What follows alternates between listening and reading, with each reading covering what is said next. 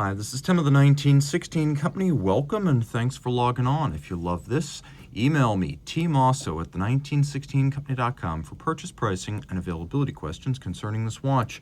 And this watch is a Bethune DB27 Titan Hawk version 2 limited edition. This one not actually made of titanium, but of DLC-coated hardened zirconium.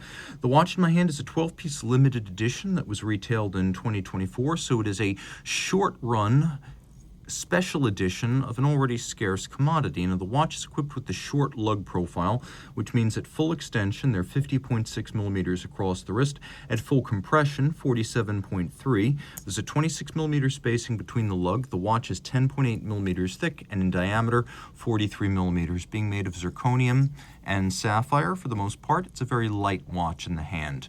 And you can see on my wrist, which is 16 centimeters circumference. It wears nicely, comfortably. The short lugs wear well on a wrist as small as 14 centimeters circumference, and you can see the watch is wearing well in this case. It will slide under a cuff, though it's not really a bashful piece. You don't want to disappear it under a sleeve. Nevertheless, it will not be an impediment to the motion of your cuff.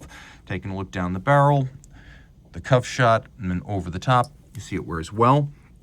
Strap, you can see this is actually a Bethune Jean Rousseau OEM strap, but it was decided to combine textile with rubber, so this is completely immune to moisture, sweat, easy to clean, and long-lasting. It's also a nice match for the color of the dial and the Microlight engraving at center.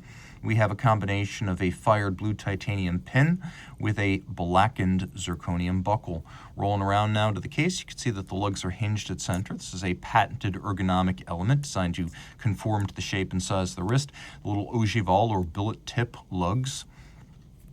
The last vestigial callback to the first Bethune watch, the DB1 chronograph of 2002. We have a screw-down double-row knurled crown. It is a 30-meter water-resistant watch. The screw-down crown there primarily to prevent the crown from interacting with the pivoting lug, so that's quite secure, but it's not necessarily something you'd want to swim with. You could see Microlight engraving and profile. This is a lathe-style reductive engraving, so a little bit like guilloche, but a more modern form, so it's not a Breguet-style rosette. It's more of a very closely spaced guilloche cut. You can see Microlight on the dial, Microlight engine turning on the case. Then you can see it again on the case back, on the movement. The dial features the Microlight on a center disc that's fired titanium. And then you can see that we have a media blasted hands with fired and polished titanium tips, radially arrayed Arabic numerals for both hours and for minutes. You can also read the seconds on a sector-style scale. There's also a little bit of depth to the dial, as you can see right here. A Bethune does make its own dials, cases, and movements, so this is all in-house. Maybe we will fire things up a little bit and wind it.